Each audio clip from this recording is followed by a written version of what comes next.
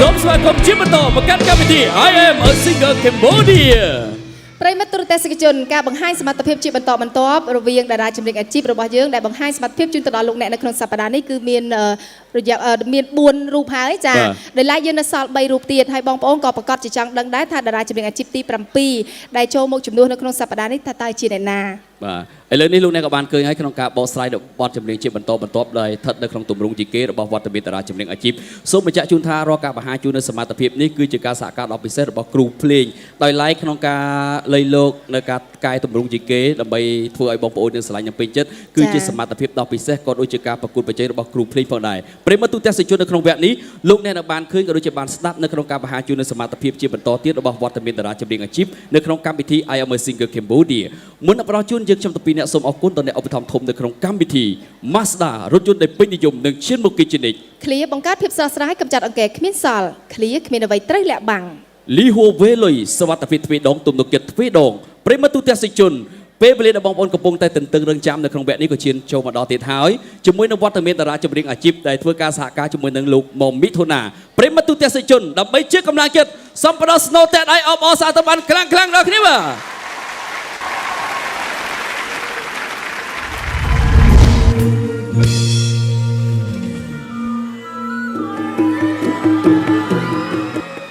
ខ្ញុំមានអារម្មណ៍ថាខ្ញុំពេញចិត្តខ្លាំងចំពោះជំរឿបទចម្រៀងនៅក្នុងសប្តាហ៍ទី5នេះបទចម្រៀងមួយបទនេះគឺចង់បញ្ជាក់ពីអារម្មណ៍និងទំហំក្តីស្រឡាញ់របស់ប្តីចំពោះប្រពន្ធដែលប្រពន្ធរបស់គាត់ត្រូវបានគេពង្រត់ចេញពីដើមទ្រូងរបស់គាត់ស្ដាប់ទៅវាពិតជាមានអារម្មណ៍ថាកំសត់និងសោកសង្រេងខ្លាំងណាស់ចំពោះបទនេះចំណែកឯការហាត់សមបទចម្រៀងនេះវិញគឺមានការលំបាកច្រើនសម្រាប់ខ្ញុំដោយសារខ្ញុំមកធ្លាប់ច្រៀងបទបែបទម្រង់ជីកេនេះទេដោយសារបទនេះគឺតម្រូវឲ្យខ្ញុំបាទប្រើប្រាស់សំឡេងបែបសោកសៅហើយនឹងត្រូវពុតសំឡេងរបស់ខ្លួនឯងឲ្យមានការកាច់កងច្រើននៅក្នុងបទចម្រៀងមួយបទនេះទី3យ៉ាប់ចូលហ្នឹងអានេះវាយធម្មតាហ្នឹងតែទោះជាយ៉ាងណាក៏ដោយគឺខ្ញុំត្រូវតែប្រឹងប្រែងហើយខ្ញុំបានប្រាប់ខ្លួនឯងហើយថាគឺត្រូវតែជំនះហើយខ្ញុំបានតាំងចិត្តថាគឺត្រូវតែធ្វើឲ្យបានល្អនៅក្នុងរាត្រីនេះ I am a singer Cambodia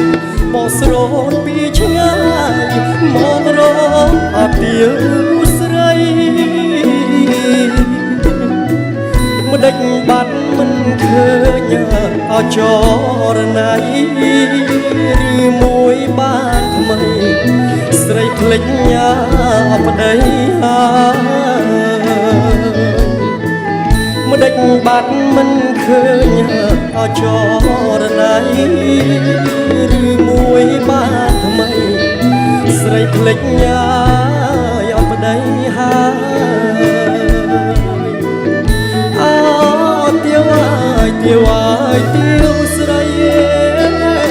ចេញតទួលប្តីណាស្រអត់ត្រាំត្រាអោទៀវថ្លៃហើយទៀវស្រីចេញតទួលប្តីណាស្រអត់ត្រាំត្រាចេញមកគុំនៅអកនតាបងមកផាណាពើអពុំងារចេញមកគុំនៅអកនតាប្តីមករផាណាពើអពុំងារ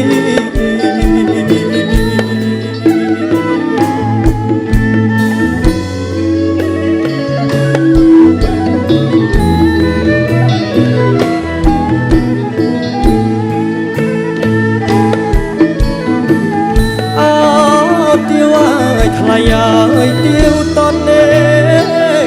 បងខំរួរនឲ្យតនអវេលា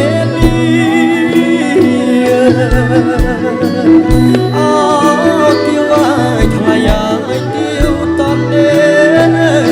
បងខំរួរនឲ្យតនអវេលាម្ដាយអូនពុំរនអពុំងា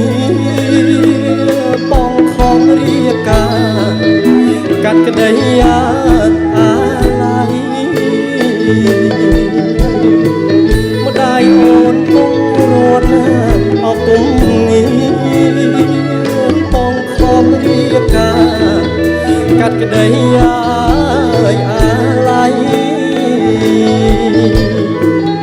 អូនប្រញាប់ណាស់ចេញមកចាំងស្រាក្បងដាក់អបាតដៃទៀវអូនប្រញាប់ណាស់ចេញមកចាំងស្រាក្បងដាក់អបាតដៃយើងក្រេបរួមគ្នាអនាថ្លៃស្រេចហើយវើបីទៅផ្ទះយើងវិញយើងក្រេបរួមគ្នាអនាថ្លៃស្រេចហើយវើបីទៅផ្ទះយើងវិញ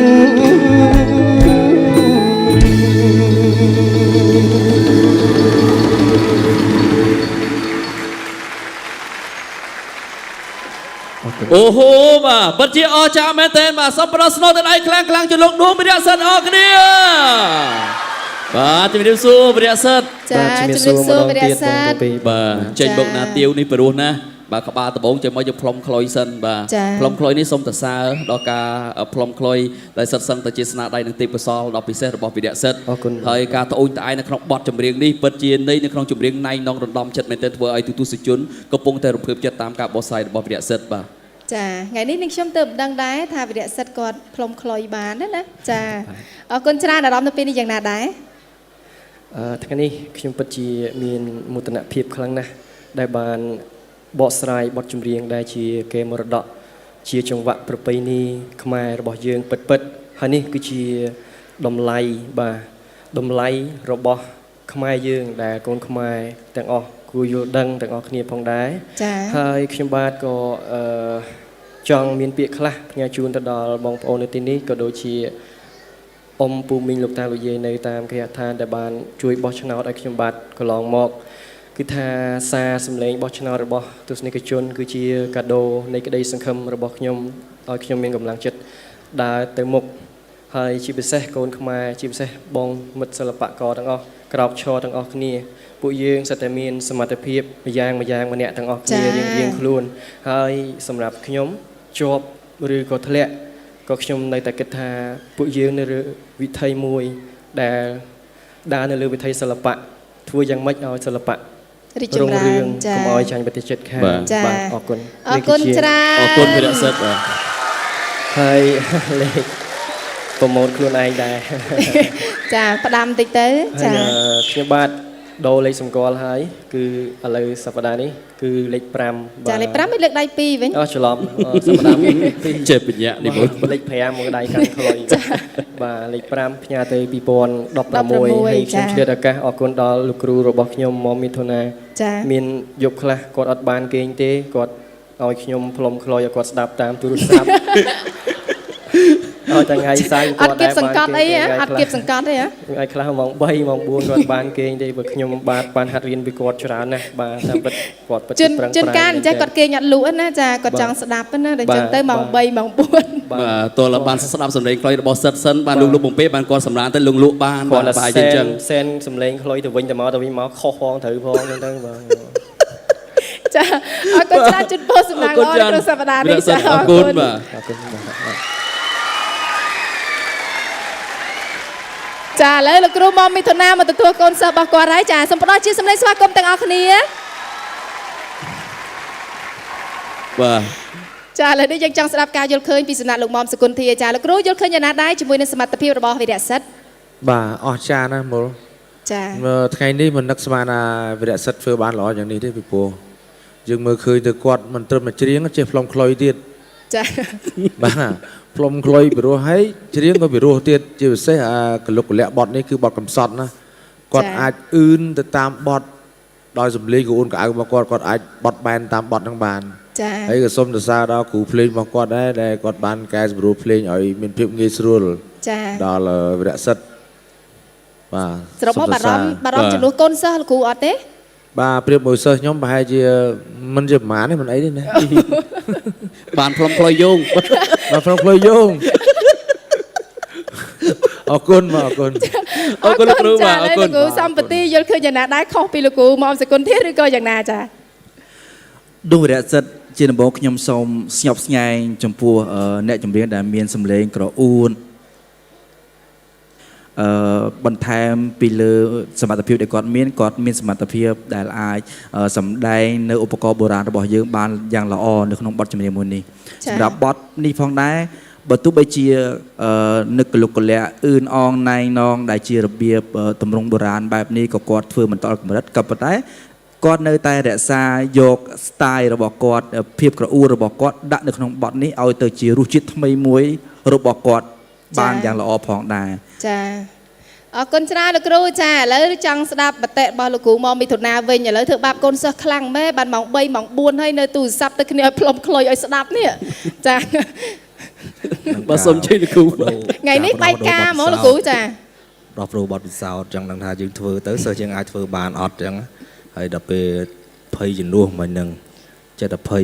ឲ្យមិនល្ងាចហើយអត់ហ៊ានទៅសើសិស្សខ្លួនឯងទេ ចា ភ័យមែនតើ អូភ័យខ្លាំងហ៎ ទៅសើទៅសិស្សគេហ្នឹងសិស្សគេល្អសិស្សគេធ្វើត្រូវ ចា បាទដល់ឥឡូវនេះឃើញសិស្សខ្លួនឯងធ្វើត្រូវហើយល្អទៀត អេ មិនថែមប៉ុណ្្នឹងគឺចំទៀត អាទិត្យមុនល្អណាស់ចាថ្ងៃនេះត្រូវឲ្យល្អទៀត ត្រូវហើយល្អហើយចុងក្រោយគឺចំទៀតបុរាណចំបុរាណសម័យចំសម័យ អូ អ បាទ ញ្ចឹងបានន័យថាលោកគ្រូចង់មានន័យថាអ្នកផ្សេងច្រៀងអត់ចំមកលោកគ្រូ មែនទេចឹងនិយាយថាជាងត្រូវបានល្អជាងត្រូវជាងបានល្អចឹងណាប៉ុន្តែនិយាយថាអត់តន់ចំក៏ថាបានដែរ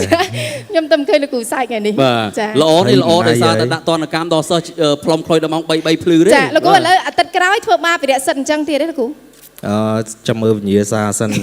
ខ្ញុំក៏វិញ្ញាសាខ្លះតឹងតែងដែរដូចវិញ្ញាសាសប្តាហ៍ហ្នឹងអញ្ចឹងគឺតម្រូវឲ្យយើងសម្រួលជាមួយនឹង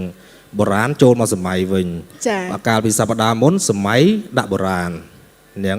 ហើយដល់សប្តាហ៍នេះបុរាណដាក់សម័យ